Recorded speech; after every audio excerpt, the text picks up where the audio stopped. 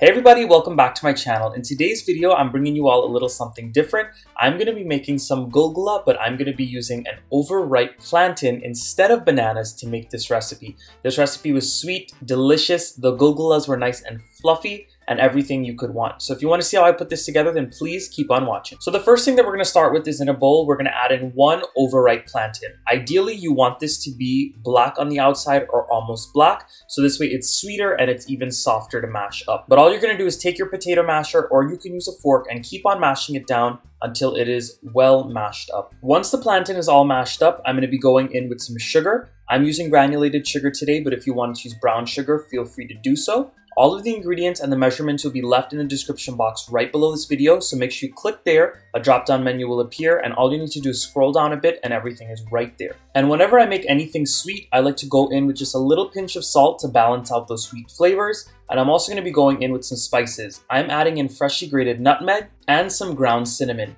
If you wanted to add in any other spices of your choice, then feel free to do so. I'm also going in with some baking powder, and this is going to give it that beautiful fluffiness. Some people like to add in yeast into their Gulgula, but I don't add in yeast. If you want to add in a pinch, feel free to do so though.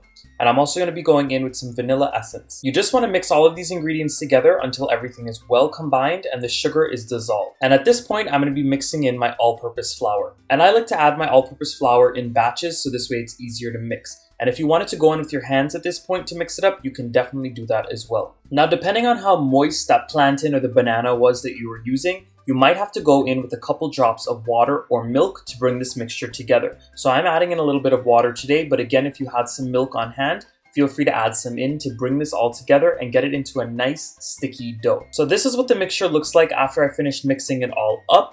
Now, I do not like to make my Gulgula batter too loose, because if you make it too loose, then it's going to suck up a lot of oil, and you're also not going to get them nice and round. I like it somewhere in between, and you also do not want it too hard. So I rested my batter for about 15 to 20 minutes, and at this point, I'm heating up my oil, and I'm using canola oil today, heating it up on a medium heat, and I'm going ahead and oiling up my hands, grabbing a little bit of that batter, and squeezing it out in between my thumb and my index finger to get those Gulgula balls into the hot oil. Now, if you wanted to use an ice cream scoop or a spoon for this, feel free to do so. And if you have any other method using your hands to drop these into the oil, feel free to do what feels best for you. And once you get some of these into that hot oil, you're going to keep on stirring them around and moving them around until they're well browned all over the outside. I said that this heat needs to be on a medium heat because if it is too high, then what happens is those Gulgulas are going to burn on the outside and they're going to be very raw and sticky on the inside. These brown up very fast because they have a lot of sugar in them, so you have to make sure to moderate your heat and do not keep it too high. So my plantain Gulgula has been cooking for about 4 minutes at this point. They might take a little bit longer or a little less in time depending on how big you make them, but they're ready to come out of the hot oil because they're beautiful and golden brown. After frying out all of my plantain Gulgula and going ahead and draining them on some paper towels, they are ready to serve. Now, what I like to do to take these the extra mile is go ahead and dust them with a heavy dusting of powdered sugar. It just makes them even sweeter, more delicious, and trust me, if you have kids around, they're gonna love this recipe.